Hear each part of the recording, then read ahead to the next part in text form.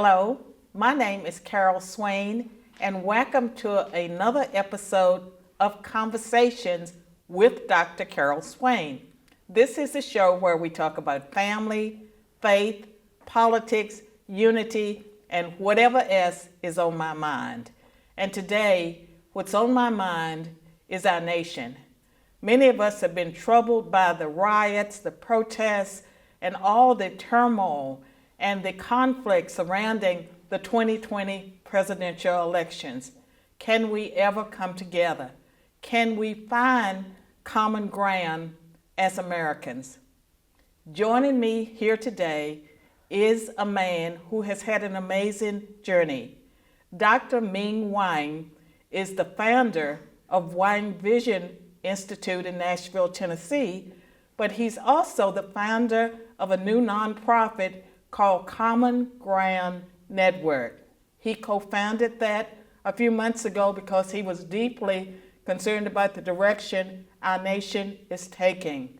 And so help me to welcome Dr. Ming Wang to the Be the People show. Hello, Ming. Hello, Carol. It's good to be here. Well, you have been a busy man. Yes, like you. And before we get into common ground, I want you to tell our viewers a little bit about yourself, the short version. Okay, short version.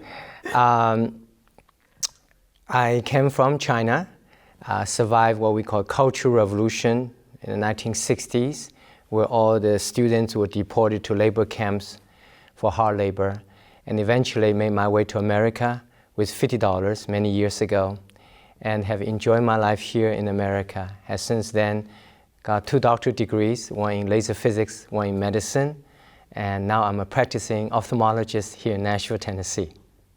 And our viewers won't know this, but you have been very active in the community in numerous causes, and now you have founded this nonprofit, the Common Ground Network. Tell us about the Common Ground Network. You know, Carol, one of the first things after I landed in this country as an immigrant, as a student, a very poor student with no money, but with an opportunity and freedom in America, I heard this expression someone told me that stayed in my memory for the last 30-some years. He said, you know what America is about? It's about freedom and liberty and mutual respect. It's about sheer humanity on the spaceship Earth. We can work together, respect each other. I may not agree with what you say, but I will defend to my death your right to say it. Well, that is the way it used to be in America, I believe. And recently, we've seen something that many people would consider, and I consider, the rise of socialism. And we see our nation being torn apart, and America no longer looks like America. Yes, it probably is beginning to look more like the China you fled. Yes. You know, the hyperpolarization that people are so fixated on our differences rather than appreciating what we have in common. To see all the rise and destruction, you know, as someone who used to not have freedom, to see freedom so precious in America, I just want to shout to these folks, don't destroy it. We got it good. We're such a blessing to live in this country. Protect America. Keep America strong. Well, sometimes I feel like we have almost gone to the point of no return because our young people, they don't seem to appreciate the Constitution or the sacrifices that parents have made.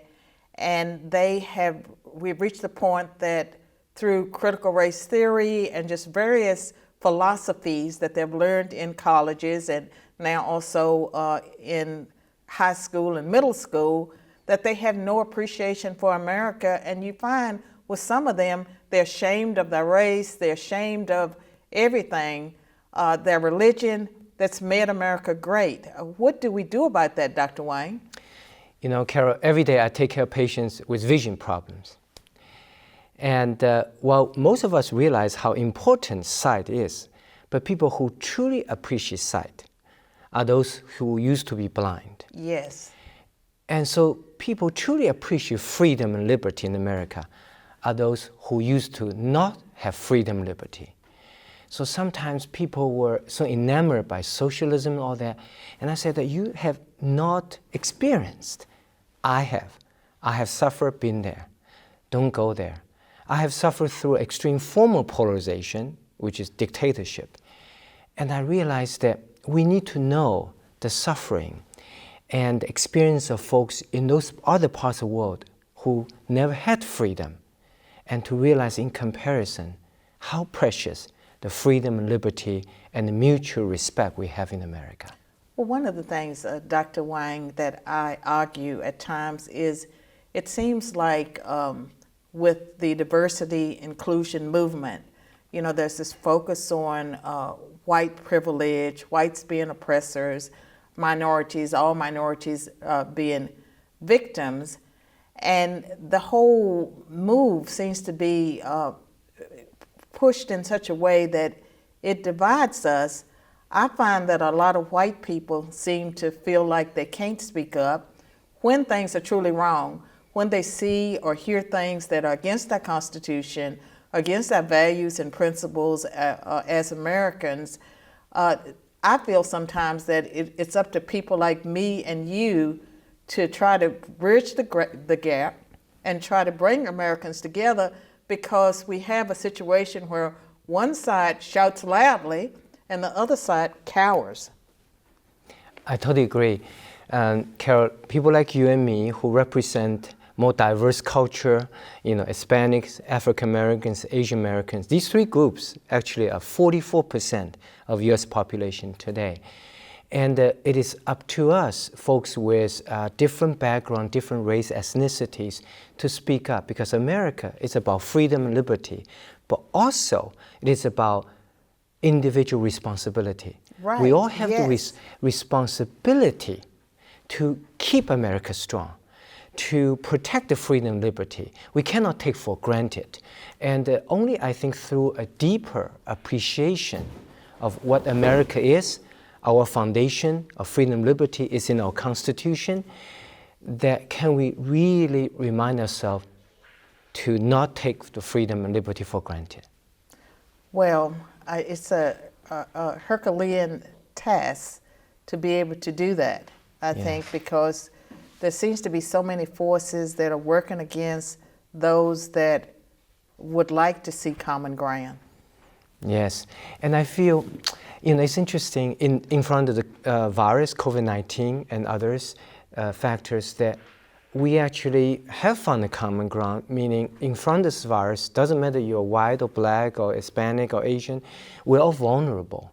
And I'm hoping this virus will give us a valuable opportunity to make us all more humble, more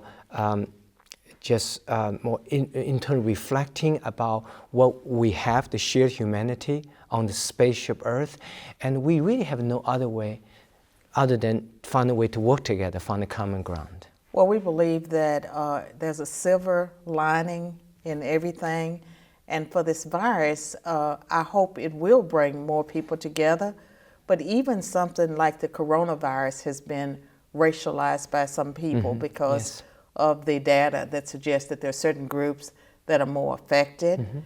And racializing everything does not serve the needs of our nation.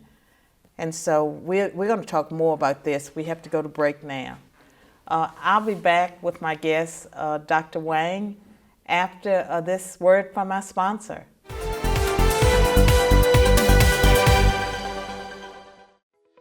Conversations with Dr. Carol Swain is made possible by Cooper Steel, a family-owned business that provides the steel fabrications for some of the greatest buildings across the United States. 60 years ago, Kenneth and Faye Cooper founded their company in Shelbyville, Tennessee. Cooper Steel believes in sponsoring Carol Swain because we believe as she does, you build strong, you stand strong. What started as a vision and now a nationally recognized and operated company that remains true to its founders' Judeo-Christian values and principles. Cooper Steel is committed to excellence, responsibility, and community. Cooper Steel's motto is, build strong, stand strong. They treat their employees and customers like family. Thank you to Cooper Steel for standing strong with Conversations with Dr. Carol Swain. Learn more about our generous sponsor at coopersteel.com.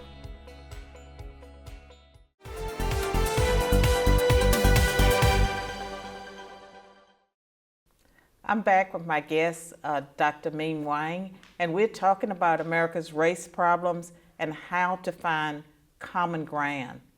And so, Dr. Wang, we closed the last segment. You and I agreed that we needed, as racial and ethnic minorities, that we needed to speak up and try to bring people together. As part of that, we sympathize with and we have to acknowledge the people who truly believe that America is a racist country and that America is deeply flawed. What would you say to young people that are angry? They're so angry. They don't know much about American history, but they know they're angry. I would say, take a look at other nations, the rest of the world, to see the suffering and injustice, and just look at the whole living standard of the rest of the world. In comparison, what we have here, it's really, we've got it good. We're so blessed in America. It's not the perfect country, but it's the best country. And we need to appreciate what we have. We need to look at the cup is half full rather than complaining the cup is half empty. We need to appreciate what we have in common rather than being fixated on what would make that different. I agree so much, because if you look at blacks in America, even the poorest of the poor, are better off than blacks in other places in the world. Yes. And because blacks have thrived in America, they're able to help people in third world nations. They're able to be a voice. You know, we have the Congressional Black Caucus, whether you love them or hate them, you know, they're out there, they're speaking. What other country, you know, would have that many black people, not just in Congress, but in other positions of power throughout our society? And yet we hear that America is a terrible country. There's all this systemic racism, and that this systemic racism is crippling, and that's why people don't succeed. That's what they tell us. Yeah. In one of my commencement speeches to a school, and I always talk about appreciating America, what we have. And one student raised a hand and said, Dr. Wang, what's so great about America? My parents make together $30,000 a year. We're struggling. What's so great about America? And I said, you know what $30,000 a year household income make you, and on a worldwide scale today? That's top 1%. That will help us put it into perspective. He was shocked. Yes. It's not that we don't have problems. It's about appreciating on this planet, America is the best country. And we need to appreciate it. We need to keep it strong by being proactively trying to find a common ground to work together rather than complaining about let us being polarized and no longer focus on issue. One of the things that really bothers me when I hear all the conversation about systemic racism, I was born in 1954. I know I look too young to have been born in 1954, but I was. And there was real systemic racism back then. Schools were segregated. And that was the year of the Brown versus Board of Education school decision to the Supreme Court decision to desegregate schools. But still, the schools were not desegregated until I was about 10 years old. That's when I went to the first integrated schools. But I watched during the 1960s when the 1964 Civil Rights Act was passed, the 1965 Voting Rights Act, the 1968 Open Housing Act. I saw opportunities open up for people like me. And even though I was a high school dropout, I was born in poverty, I was able, to get a high school equivalency, go to a community college, get the first of 5 degrees, graduate with honors, become a professor at Princeton University, earn tenure, become a professor at Vanderbilt, all of these things happened to me. I didn't see that systemic racism, and all I wanted, and I'm sure all you wanted, was an equal opportunity. And that's what America offered me. Yes. I mean, your life story, Carol, is such an inspiration to all the young people who in the different parts of the world and think, can I be able to achieve this success with the circumstance I am in? And I agree with you. People like you and me who, through our appreciation of America, through our work ethic, our dedication, through our confidence and belief in ourselves, and believe that the world is what we make of it, rather than complaining about it, but proactive, make the best of our lives and work with people and trying to encourage common ground. And I think people like us should speak up more about the greatness of this country, about the opportunity and freedom, liberty, and about this common ground seeking mutual respect. And Dr. Wang, you do speak at some colleges and universities. Do you feel like you're reaching the young people, or do you feel that there's a resistance to your message? I think there's a resistance, especially young people, and many of them want things to be free, and they are in some ways taking the freedom in America, freedom to get an education for granted. You know, that's human nature. Well, we always have something, we tend to take things for granted. So I do feel that disconnect, that they don't know what it's like in socialism, in a country that was dictatorship. So that speak to the challenge to all of us, our task in front of us, to communicate to our young people the future of a country, that America is a great country, that's appreciated, and that's go back to the fundamental, respect the country, respect the freedom and liberty, and respect individual responsibility. Well, we're going to take another break, and when we return, we're going to talk longer with Dr. Wang about some of his experiences with America. We think America is a great country. Stick with us. For those of you who would like to know what exactly our children are facing in their education system, this is a must-read book. It will equip you and prepare you to make decisions about your child's health, about your child's education. So I want to encourage every one of you to grab a copy of Dr. Swain's book and join with me and Carol on the front lines in this critical time to eradicate the liberal abduction of our children.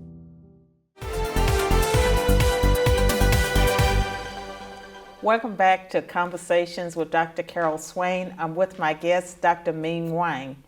And Ming, we haven't talked about this book. I know it was published some years ago, From Darkness to Sight, A Journey from Hardship to Healing. Tell us a little bit about this book and the proceeds. They go to your Vision Foundation.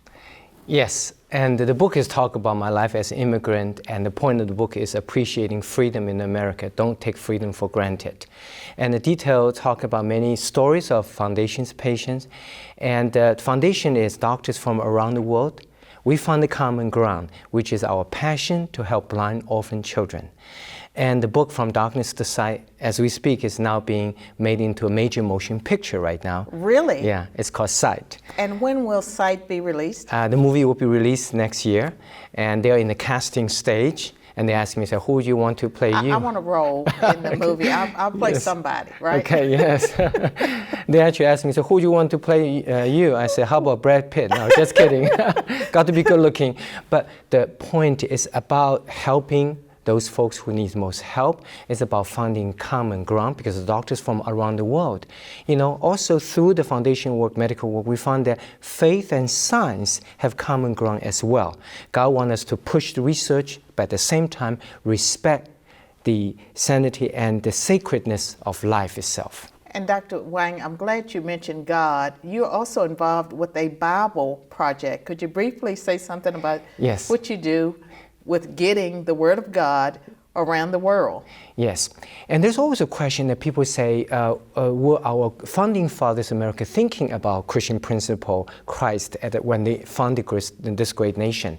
And through our American Bible Project, we put the Bible back in school through the history department in the context of teaching American Revolution, this first American Bible called Aiken's Bible, to show how important it was in the minds of our founders of America thinking about Bible and Christian principles. Right, because that was how they got values instilled in young people. Yes. And we know that that was removed in the United States through the Supreme Court in 1962.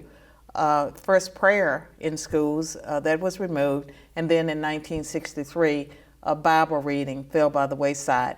I believe you're also involved with a project in China that involves Bibles. Yes, China Bible Project, we bring because 95% of the people in China are not Christians. So it's a wonderful opportunity to recruit for God's kingdom, quarter of human race.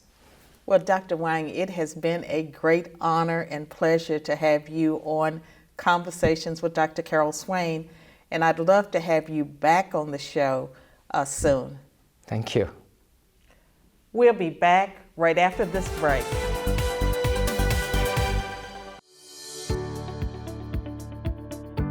Demands for political correctness and mandatory race and gender diversity training have placed onerous burdens on businesses, churches, and nonprofits. Learn how to improve relations by educating your team with principle-based training that brings people together rather than driving wedges between them. Unity Training Solutions helps your organization build strong teams by respecting and harnessing individual talent. Achieving your goals by providing viable alternatives to the divisive and counterproductive critical race and gender theories is our mission. Our expert facilitators and consultants bring greater harmony to workplaces and educational institutions by respecting everyone's civil rights and equality under the law. We encourage Americans to rediscover and re-embrace our national motto, E pluribus unum, out of many, one. A few of our core values and principles include no hidden agendas, respecting the differences of others. Our citizens share more similarities than differences, and trusting in the traditional principles of hard work, integrity, and accountability.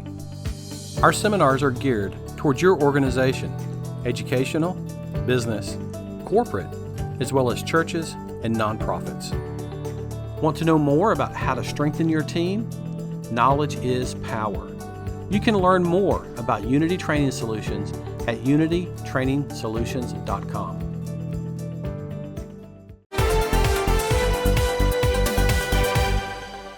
Thank you so much for tuning in today to this episode of Conversations with Dr. Carol Swain. We had a very fascinating conversation with Dr. Ming Wang. And some of the lessons I hope that we will learn from the show is that we all have an obligation to make America work, to make it be the nation it was meant to be. Our nation was founded on Judeo-Christian values and principles. We need to learn how to live together. A nation as diverse as America cannot survive if its people are at each other's throats. It's very important that we honor our Constitution, free speech, the free speech of others with whom we disagree, and we must be willing to listen to our neighbors even when we disagree with them. If America is to survive, it is important for racial and ethnic minorities to also take responsibility. We're not victims. No, we're not victims. We are part of America. We have a responsibility, just like everyone else, to help make things work, to help make America the kind of nation it should be. And this is the time, as Dr. Wang said, and I agree with him 100%, we have to speak up for our Constitution. When we see people being discriminated against, whether they are white, Asian, or fellow minorities of other groups, we have to speak up. Discrimination is always wrong. And so I want you to really think about what you can do to make America a better place. And for those of you who would like to know more about me, you can go to my website, bethepeoplenews.com.